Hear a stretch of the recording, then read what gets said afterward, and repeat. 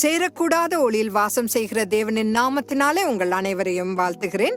400 வருடங்கள் எகிப்தியருக்கு அடிமையாக இருந்த ஆபிரகாமின் சந்ததியினருக்கு ஒரு புதிய தேசம் ஈவாக வழங்கப்படும் என்றும் அது கானான் என்று அழைக்கப்படும் என்றும் கர்த்தர் ஆபிரகாமுக்கு வாக்களித்தார்.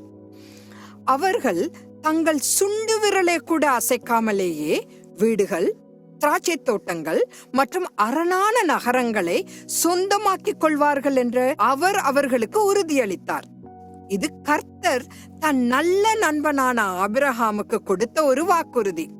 பாலும் தேனும் நிறைந்த அற்புதமான நிலம், தாதுக்கள் நிறைந்ததும் முன்மாறியும் பின்மாறியும் பரலோகத்திலிருந்து பொழிவது போல வளமான நாடு.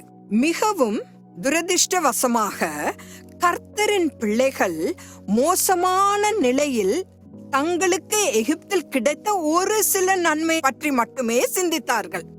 எகிப்தில் இருந்ததை போல அவர்கள் இனி தண்ணீருக்காக பம்ப் அடிக்க வேண்டிய அவசியமில்லை. ஏனெனில் கர்த்தர் வானத்திலிருந்து மழையை அனுப்ப திட்டமிட்டார். பாலும் தேனும் நிறைந்த தேசத்தில் அவர்களுக்கு காத்திருக்கும் புதிய சுதந்திரத்தையும் அளவில்லா செழிப்பையும் அவர்களால் நினைத்து பார்க்க முடியவில்லை. அவர்களின் கவனம் உணவில் மட்டுமே இருந்தது. அவர்கள் நைல் நதியிலிருந்து வரும் மீன்கள், வெள்ளரிகள், முழாம்பழம், லீக்ஸ், வெங்காயம், பூண்டு ஆகியவற்றை மட்டுமே நாடினர். தங்கள் வாக்குறுதி அளிக்கப்பட்ட நிலமான கானானை நோக்கி சரீர ரீதியாக அணிவகுத்து சென்றாலும் எகிப்தில் அவர்கள் உண்ட உணவு அவர்களின் மனதை சிறைபிடித்து வைத்திருந்தது.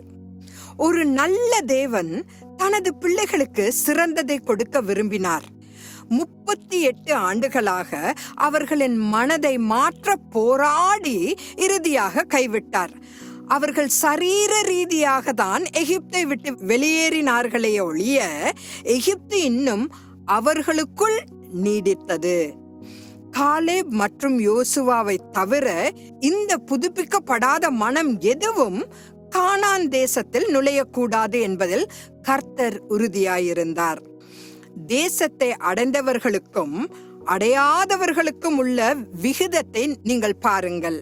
கடந்த காலத்தை மறந்துவிட்டு அவருடைய வாக்களிக்கும் எதிர்காலத்திற்காக நம்மை ஆயத்தப்படுத்த வேண்டும் என்று கர்த்தர் விரும்புகிறார். நித்தியத்தில் கர்த்தர் நமக்காக வைத்திருப்பதை ஒப்பிடும் போது சொற்ப காலம் தங்கியிருக்க போகும் இப்பூமிக்குரிய வாழ்க்கை மிகவும் அற்பமானது. ஆபிரகாம் வேத வசனங்கள் இல்லாத காலத்திலேயே விசுவாசத்தினாலே அவன் வாக்குத்தத்தம் பண்ணப்பட்ட தேசத்திலே பரதேசியை போல சஞ்சரித்து அந்த வாக்கு தத்தத்திற்கு உடன் சுதந்திரராகிய ஈசாக்கோடும் யாக்கோபோடும் கூடாரங்களிலே குடியிருந்தான் என்று வசனம் கூறுகிறது. ஏனெனில் தேவன் தாமே கட்டி உண்டாக்கின அஸ்திபாரங்கள் உள்ள நகரத்துக்கு அவன் காத்திருந்தான். நித்திய வாழ்வை பற்றி அவருக்கு கற்றுக் கொடுத்தது யார்? இன்று நம் கையில் கர்த்தருடைய வார்த்தை உள்ளது. ஆகவே கொலோசியர் 3வது அதிகாரம் 1வது 2வது வசனத்தின் பிரகாரம் நாம் மேலானவைகளை நாடுகிறோமா? யோசித்து பாருங்கள். இந்த நாள் இனிதாகட்டும். ஆமேன்.